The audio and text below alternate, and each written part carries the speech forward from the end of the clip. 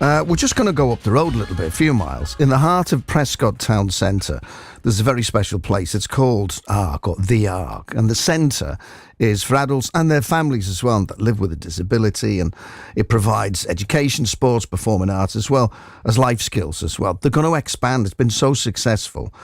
There's going to be an Ark 2 and an Ark 3. It does sound like a film franchise, as we said before. Andrea Evans is the Chief Executive Officer, and Nikki Jamieson, who's responsible for training, have joined me now and look absolutely petrified. You're all right, you'll be okay. We'll look after you. You okay, Andrea? Yeah? Very good. Squeeze in on that mic a little bit so we can hear. You okay over there, Nikki? Yeah, fine. Excellent, okay. Well, let's start. I'll start with you, Andrea, if I may. The boss of the Ark, tell us a little bit of the history about it, because you grabbed hold of this bull by the horns and you said, we're going to do this, didn't you? Absolutely, yeah. So the Ark started nearly 6 years ago now. And the reason behind it, there was a couple of parents who were really despondent with what was available for young adults with disabilities. So my son, who was in his early 30s at the time, I wasn't prepared to send him to a generic centre. Because why was that? Why didn't you want to send them? They're outdated, they were archaic, there was little opportunity, there was no opportunity for them to transition into employment, into independent living.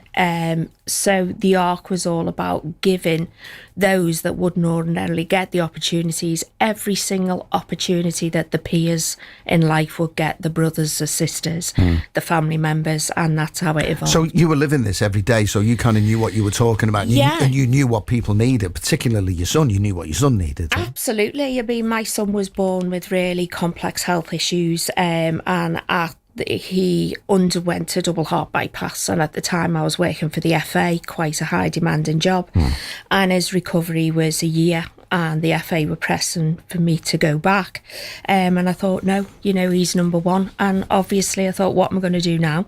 No job, a son that has got really complex health needs, and that's how the Ark came about. What difference did you see with your son and with other people once they started to get involved with the Ark? I think it was empowerment. I think it was empowerment for people with disabilities to go, you know what, I'm not just going to settle. I am not just going to sit in a day service with shop visits and, bits of crafts and stuff like that. It was empowerment for people with disabilities, but empowerment for parents like me to know that you don't have to settle. If you want more for your child, if you want more for that person that you're advocating for, there's more out there. I think people, they mean well, but if they're not doing it in the right way, nobody benefits. Your lad doesn't benefit, you don't benefit, and that's when frustration comes. Oh, we're going on a day trip. Where we're going, we're just going to go to the zoo, which might be okay, but it needs to be more, I think, doesn't it? Absolutely. Just because a person has a disability doesn't mean that they cannot experience life to the full. In our centre, we give opportunities that they would never come across. We've just took 36 families on holiday to Haven, because we're their support network. They wouldn't ordinarily do that, some of them, because they think, oh, what if this happens? What if that happens? So we're all about empowering families and people with disabilities. To be able to do that. Yeah. Well, it must be working because you're expanding, aren't you? We are. Nikki, tell me about you. What's your role? I think what don't you do is probably easier to say. I do all the boring bits. I have to ensure that everything is safe, the buildings are health and safety checks. Every member has risk assessments. I need to know all their medical needs. I have to ensure all the staff are trained, because we have some complex medical needs. So I have to make sure the staff are trained. And how easy is it to find the right people to work for the organisation? It's not the easiest. We are selective. Is possibly we are very selective with staff we employ. We have to be, I suppose. Very, probably overly selective, but we need to know that it's a right fit.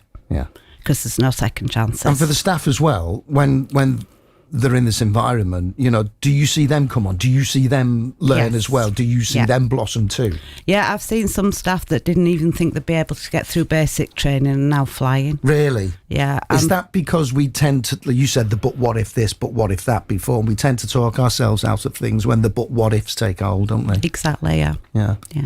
So it's massive, it's a demanding job for you then, isn't it? Yeah, it is. But I bet you love it though. I do love it. Yeah. It's when Andrea or Vicky, our operations manager, come up with mad things that they want to do, and they do, I then have to say, hang fire. You need to give me time because I have to risk assess and everything like that. Because they do come up with some. So does it go a little bit like this? Nikki, can I?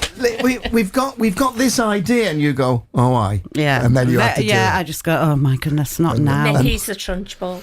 Is that what it is? But somebody has to be. Well, you've got to be, yeah. So it's not just Arc 2, but Arc 3 as well. So you've gone straight to 2 and 3 to be able to do it. Yeah. There's clearly a need then, isn't there? Oh, definitely a need, a massive need. We've got our waiting list is just getting bigger daily, and we just can't fit any more in. So and the visions they have, obviously, they want to offer more, Andrea and Vicky. So we need to expand to enable them to do that. It must be frustrating for a person who lives with a disability, whether that's physical or whether it's a mental disability. It must be frustrating for them because inside they know, I can do that. I can do that. I can do that. I can certainly learn how to do that. But they're not letting me. I'm not getting the opportunity to be able to do it. Do you find that? I can relate to that, Snelly, because my son, although he had so much complex health and he was autistic, he absolutely knew what he wanted in life, and he knew that he was sidelined. An example of that, I tried to get him into a boxing club when he was younger. As soon as I mentioned the word autism, that was it, everything sort of shut down. People panic, don't they? What people don't realise is our guys, who are listening, by the way, hello everybody. Hello everybody. So our guys have the same feelings, wants and needs as you and I. Right, so I mean, the Arc 1 was a start. The Arc 2 is going to be slightly different. So the Arc 1 will house our guys that need that extra support, that are more medically complex. The Arc 2 is going to be an education and transition centre. And I think it'll be the first one in Knowsley, because what we intend to do is the guys that can eventually go into employment, that can eventually live on their own, will leave the Arc 2 with every single skill they need by the time that happens, i.e. learning how to pay bills, make hospital appointments, cook, balance meals, all the things that we take for granted. And you've hit the nail on the head. We just take it for granted, don't we? Absolutely. We can do this, we can do that. Yeah. We've got leader of the council in Knowsley coming in a bit later on, Graham Morgan, and councils always get a bit of a good kick, and you should be doing this, you should be doing that. But you'll know yourselves, if you're working with budgets, there's tons of stuff that you'd want to do, but you go, we can't afford it. How's it been with the council? Are they helpful, sympathetic? Are they doing what they can for you? Or could they do more? Don't let me put words in your mouth. No, to be fair, we've got a really good relationship with Knowsley Council. So our service is funded by direct payments. So that means that everybody with a disability gets this funding pot and they decide how they want to spend it. Okay, so we have a good relationship with Knowsley Council, and also because we're a community interest company, which means we're non-profit. So every bit of profit that we make goes back into our members, hence why they have the Life O'Reilly. And the parents and the members will tell you that. So we, as a CIC, we can tap into funding. So I think over the 6 years we've been open, we've probably accessed about £200,000 worth of funding from Knowsley Council. Now that has been put to community use.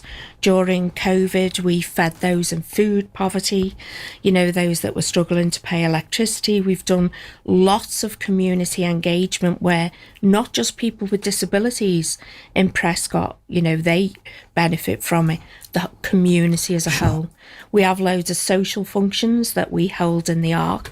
We've got a cracking member of staff, Mark Benson, who hosts Deal or No Deal. Is that Mark Spam Benson? Mark Spam Benson, yeah. Why do they call him Spam? Right, there's a funny story. Why are you behind laughing that. at over there? I only asked that because somebody's messaged me and said if Mark Benson's coming and mention spam. Now, I don't know whether this is a good thing or a bad I think thing. this is another show, right, because we employ 2 people, which is Come in on that mic a little bit so we can hear you. Anne I Love Spam Benson and Mark Benson, who's obviously got the spam name. And what he did is he entered a competition to prove that he loves spam the most out of everybody in the city. And he changed his name to Mark I Love Spam Benson. So Spam got hold of this and offered to take them away and marry them both, Anne and Mark, because they were planning to get married. God, I've opened a can of spam here, haven't I? You Flipping have, heck, yeah. in a spam museum, but unbeknownst to Anne, right, she thought she was having the wedding of the dreams, and then they cracked it to her, I believe, the day before that not only was she getting married, but she was adopting the name I Love Spam. So she gets constantly pulled over by the police, stopped at airports. So by default, they've changed the name? Her name Oh, is so Anne. legally her name is Anne Spam? I Love Spam Benson, but she doesn't even like spam. Oh, no. I didn't think we'd be touching on this. Yeah, well, you know. As you said, it's another show, this, It is isn't it? another show, yeah. Listen, we're going to have to let you go, but thank you for coming in. Lovely to meet you. Have I missed anything before I let you go? Where can we find you? Right. Give it a big... Just give before it, give you it, go. Plug Right. yourself away. Go Right. Anyone that is interested in joining the ARC 2 and transitioning, they need to go on our website, which is www.thearcprescott.co.uk, or they can get in touch with us, but limited places. We've already had such an uptake. If you don't get in there, you're not going to. And it's the Arc with a C, isn't it? It's the ARC with a C. Okay. And it's 2 of every kind. What if you don't like spam? Can you still get involved? Oh, absolutely. Okay. Yeah. Good stuff. Listen, nice to meet you both. Thank you so much. Thank you. Enjoying fantastic what you're doing as well. Thank you. Tony Snell.